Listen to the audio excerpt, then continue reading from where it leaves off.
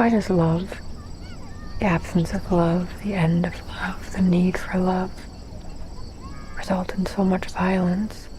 Bonjour à toutes et à tous. Cette semaine, j'ai envie d'attirer votre attention sur deux films qui nous présentent des portraits de femmes inspirantes. À travers la danse ou la religion, nous découvrons des personnages féminins qui refusent les violences qu'elles subissent et qui se dressent face à leurs oppresseurs. Houria habite à Alger. Elle est danseuse et fait des petits boulots. Un soir où elle remporte le gros lot sur des paris clandestins, elle se fait violemment agresser et tous ses rêves de ballerine s'effondrent. Malgré cela, Houria va faire face. Elle va se dresser et elle va réinventer son rapport à la danse. Elle danse et fait danser pour aider d'autres femmes à se reconstruire.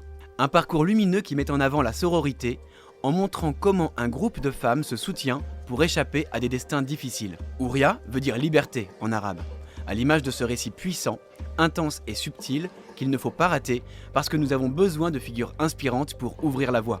You could look back and follow the breadcrumbs along the path that led to violence. When we looked back, it had been everywhere. Et dans le même esprit, il y a le film Woman Talking de Sarah Polley, un film coup de poing saisissant proposé par l'association Jessinoche dans le cadre des séances de rattrapage. On y découvre à nouveau un groupe de femmes qui s'opposent aux sévices qu'elles subissent au sein d'une communauté religieuse. Il s'agit là de poser la question à nouveau de la résilience, c'est-à-dire comment sortir de l'endoctrinement, de l'habitude, du conditionnement. La réalisatrice s'est inspirée d'une histoire vraie et du roman Woman Talking de Miriam Toews. Une histoire à peine croyable qui a eu lieu en Bolivie sur l'avilissement des femmes par les hommes, et pourtant cette histoire ne date que de 2011.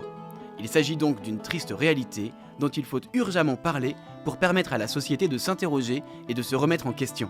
Bon, vous l'avez compris, Houria et Woman Talking sont des films prenants qui ne nous laisseront pas indifférents. Et c'est justement pour cela que ce sont des films nécessaires, qu'il faut soutenir et que je vous encourage à aller voir. Et sinon, il y a évidemment tout plein d'autres beaux films dans nos salles, alors je vous souhaite de bonnes séances à toutes et à tous, et je vous dis à bientôt. We will have to ask ourselves who we are.